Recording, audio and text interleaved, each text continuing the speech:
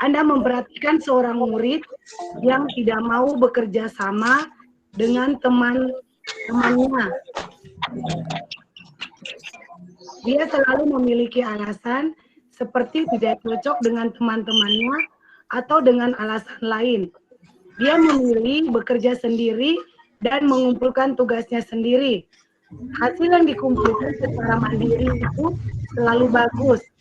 Bagaimana Anda menyikapi hal ini?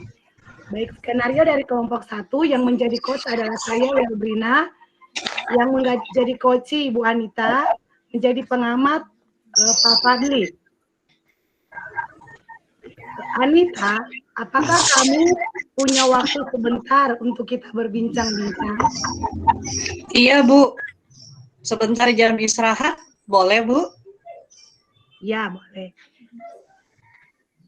Anita, sudah beberapa hari ini Ibu perhatikan setiap ada kegiatan kerjasama di kelas, kamu tidak bergabung dengan teman-teman kelompokmu. Ada apa ya? Iya, Bu. Saya mohon maaf. Selama ini saya mempunyai kendala dalam hal kerjasama.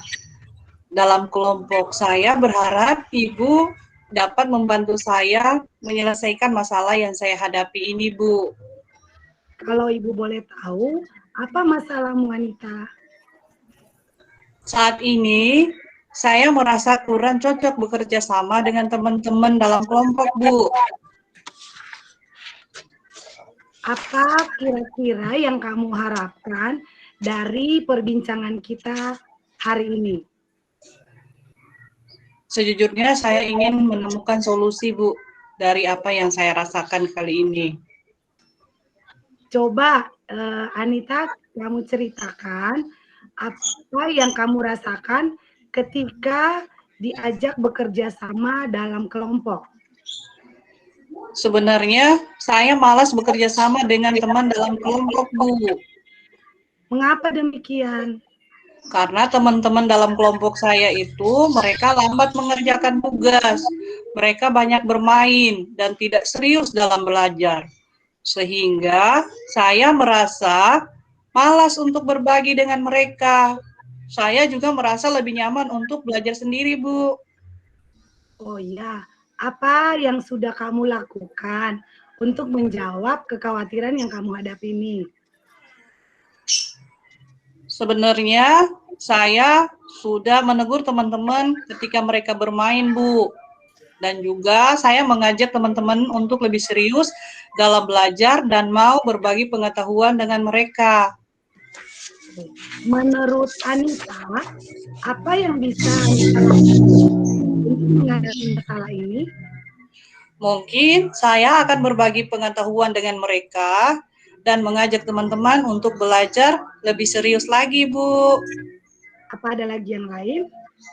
Saya juga akan selalu terlibat bersama teman-teman dalam hal kerjasama dan juga belajar untuk menerima keadaan mereka. Oke, baik Anita. Ibu rasa itu ide yang bagus. Terima kasih, Bu. Nah, sekarang Anita, komitmen apa yang kira-kira akan kamu lakukan untuk menjalankan rencana ini? Saya akan selalu ikut, terlibat langsung bekerja sama dalam kelompok bersama teman-teman dan mau berbagi pengetahuan dengan mereka. Menurut Anita, siapa yang bisa membantu Anita dalam melaksanakan komitmen ini? Sejujurnya dari dalam diri saya dulu, Bu. Setelah itu, saya mungkin akan melibatkan teman-teman kelas yang terdekat saya dan juga wali kelas saya, Bu. Oke, bagus. Nah, semoga masalahmu dapat cepat teratasi. Nah, sekarang ayo kita masuk ke dalam kelas. Bel sudah berbunyi. Terima kasih, Bu. Ya, sama-sama. Setelah saya mengamati proses coaching, apa yang Ibu Welbrina lakukan sudah tepat sebagai coach. Langkah yang dilakukan sudah sistematis dalam penerapan model Tirta tersebut. Mulai dari tujuan utama, identifikasi, rencana aksi, hingga tanggung jawab, mengarahkan coach mengambil keputusan sendiri untuk menyelesaikan masalahnya dengan baik. Demikian pemaparan kami kelompok 1, kelompok 2. Terima kasih. Oke, sekarang kita lanjut untuk coaching kasus yang kedua. Dalam hal ini saya berperan sebagai coach, Pak Fadli berperan sebagai coach, dan Ibu Welbrina berperan sebagai pengamat. Untuk kasus yang kedua ini, Pak Fadli bercerita bahwa dia merasa diperlakukan tidak adil oleh seorang guru. Guru tersebut membuka les private, dan sebagian besar murid di kelas itu mengikuti les private tersebut, kecuali Pak Fadli sendiri. Pak Fadli merasa tidak nyaman ketika guru itu sering menyindir murid yang tidak mau ikut les private-nya. Bahkan Pak Fadli juga merasa bahwa nilai yang diberikan pun tidak adil. Para murid yang mengikuti les tersebut mendapat nilai yang lebih baik dari murid tersebut. Bagaimana cara menanggapi hal ini? Kita lihat proses coachingnya berikut ini. Fadli, hari ini Ibu akan ngobrol sama kamu. Apakah kamu mempunyai waktu? Iya Bu, saya siap Bu. Ibu perhatikan, akhir-akhir ini kamu kelihatan tidak bersemangat. Ada apa ya? Ya Bu, sejujurnya saya memang membutuhkan seseorang untuk berdiskusi tentang masalah yang sedang saya hadapi. Terima kasih Ibu sudah mau membantu. Oke, semoga Ibu bisa membantu ya. Nah, menurut kamu, kira-kira apa yang kamu harapkan dari diskusi ini? Saya hanya ingin menemukan solusi dan masalah yang saya hadapi ini bisa terselesaikan. Kira-kira selain itu, hal apa lagi yang ingin kamu harapkan? Ya, tentunya saya menginginkan diperlakukan sama seperti teman-teman yang lain. Oke, baik. Nah, sekarang coba ceritakan kepada Ibu apa yang kamu rasakan saat ini. Saat ini saya merasa sedih Bu, karena merasa diperlakukan tidak adil oleh seorang guru. Mungkin karena hanya saya tidak mengikuti les privatnya. Mengapa kamu berkata demikian? Ya, saya merasa nilai saya lebih rendah dan teman-teman saya yang lebih baik, padahal saya adalah salah satu siswa yang pintar di kelas saya, Bu. Kalau Ibu boleh tahu, itu pelajaran apa? Ya, Bu, pelajaran bahasa Inggris, Bu. Fadli, Ibu sangat menyukai sikap percaya diri kamu. Tetapi sebelum kamu menjudge bahwa Ibu guru tersebut memperlakukan kamu tidak adil, mungkin sebaiknya kamu memastikan dulu apakah ada aktivitas belajar yang dari kamu yang berubah belakangan ini. Apakah akhir ini kamu mempunyai hambatan dalam belajar? Sejujurnya Bu, akhir-akhir ini saya kesulitan dalam membeli paket internet, Bu. Kok bisa gitu? Saat ini kan seluruh peserta didik sudah mendapatkan kuota belajar dari Kemendikbud. Apakah kamu tidak mendapatkan kuota internet dari pemerintah tersebut? Tidak Bu, karena nomor HP saya tidak terdaftar di Dapodik, Bu. Oh, orang tua saya. Berarti kamu sudah tahu masalahnya kenapa sampai kamu tidak mendapatkan kuota internet dari Kemdikbud. Nah, berikutnya, apa yang membuat kamu sampai kamu tidak bisa mengikuti les tersebut? Karena orang tua saya tidak mampu membayar uang les tersebut. Oh, begitu. Nah, kira-kira ada hal lain yang kamu rasakan saat ini? Ya, ketika belajar dengan guru tersebut, saya merasa guru itu menyindir saya. Maksud kamu, kenapa kamu merasa tersindir? Ya, biasanya guru tersebut berkata bahwa yang bagus nilainya itu pasti karena mengikuti les privat. Apakah kamu mempunyai masalah pribadi dengan guru tersebut? Tidak sama sekali, Bu. Oh, begitu. Oke, sekarang. Nah, selama ini kira-kira apa yang kamu sudah lakukan untuk menjawab kekhawatiran kamu tersebut? Ya, saya baru menyampaikan unek-unek saya dengan teman-teman ke Ibu, tapi sepertinya belum menjawab kegelisahan saya. Oke, dari permasalahan yang sudah kamu kemukakan kepada Ibu, menurut kamu, apa yang akan kamu lakukan untuk menghadapi masalah tersebut? Yang pertama yang saya akan lakukan adalah menemui guru tersebut, Bu, dan memberitahukan alasan saya tidak mengikuti tes tersebut. Karena kendala biaya tadi itu. Menurut Ibu, itu ide yang bagus. Selain itu, ada lagi? Ya, mungkin saya akan mengatakan kepada guru tersebut bahwa saya merasa sedih ketika guru tersebut menyinggung tentang siswa yang tidak ikut belajar les privat. Apakah menurut kamu langkah ini tidak membuat Ibu guru tersebut akan tersinggung? Saya rasa tidak, Bu. Saya akan bertanya dengan sopan, Bu.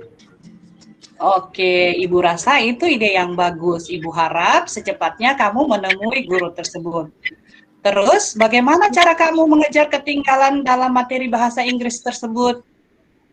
Ya, saya akan meminta bantuan teman saya, Bu, yang les privat tadi untuk belajar dari net. Kemudian apa lagi?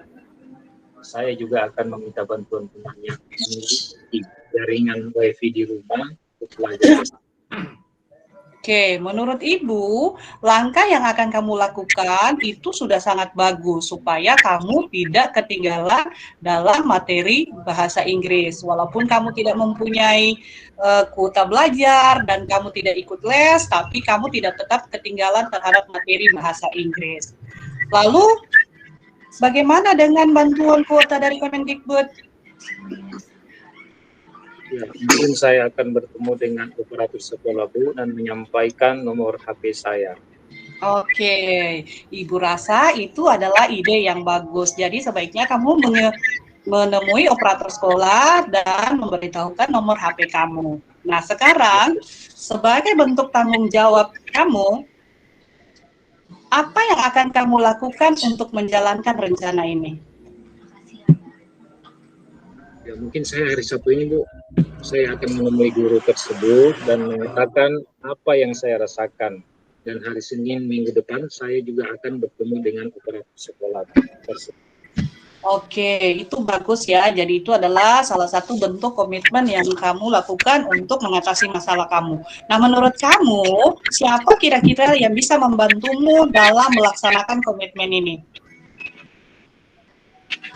Saya membutuhkan dari teman saya untuk membantu saya dan mengerjakan semua materi les bahasa Inggris tersebut agar saya betul-betul menjalankan tugas saya sebagai siswa.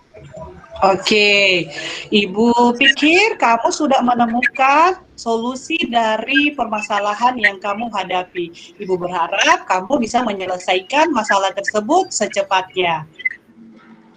Ya, terima kasih, Bu. Sama-sama.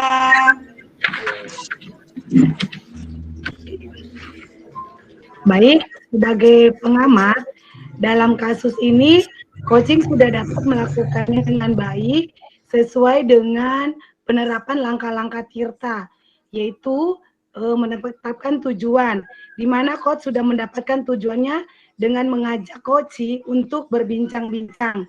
Yang kedua, identifikasi masalah, adanya umpan balik lewat pertanyaan-pertanyaan yang diajukan oleh coach.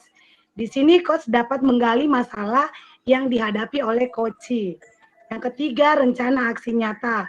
Lewat perbincangan yang terjadi antara coach dan coach, itu mereka dapat menemukan cara untuk mengatasi masalah yang dihadapi oleh coach. Dan yang keempat, tanggung jawab, di mana kita lihat dari percakapan tadi, coach dapat melaksanakan aksi nyata dengan komitmen yang sudah dibuatnya.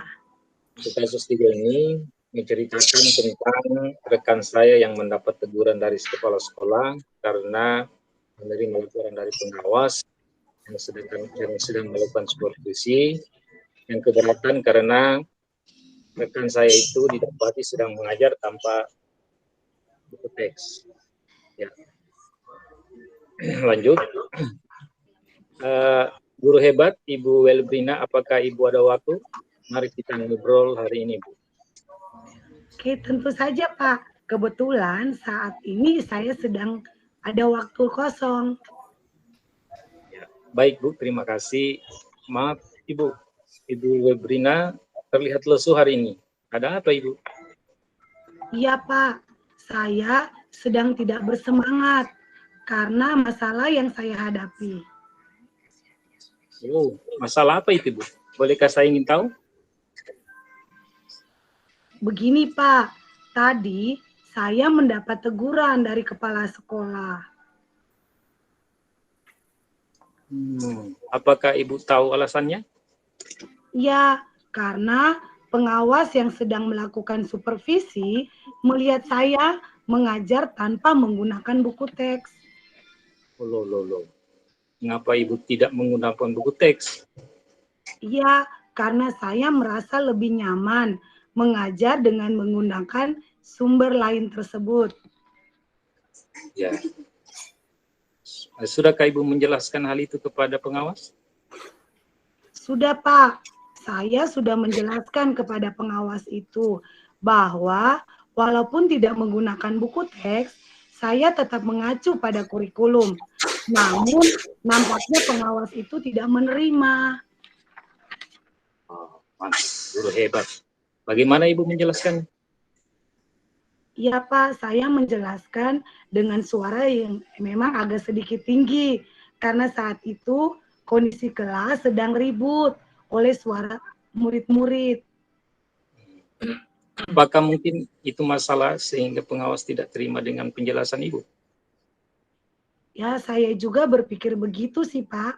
Mungkin pengawas tersebut keberatan dengan sikap saya, sehingga membuatnya tersinggung. Upaya apa yang sudah Ibu lakukan untuk menyelesaikan masalah ini?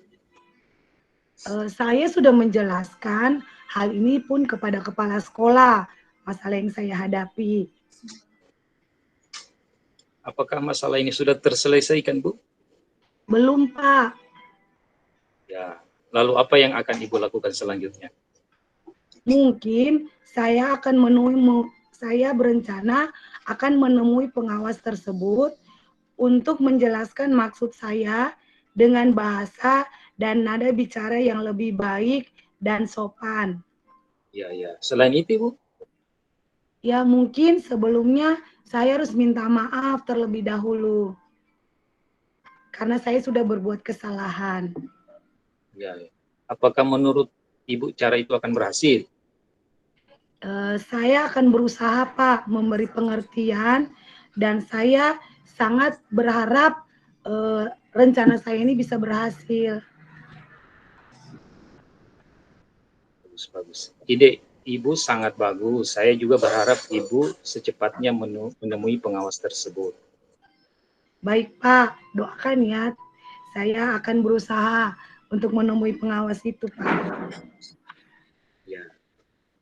Bagaimana jika Ibu tetap harus menggunakan buku teks sebagai bahan ajar?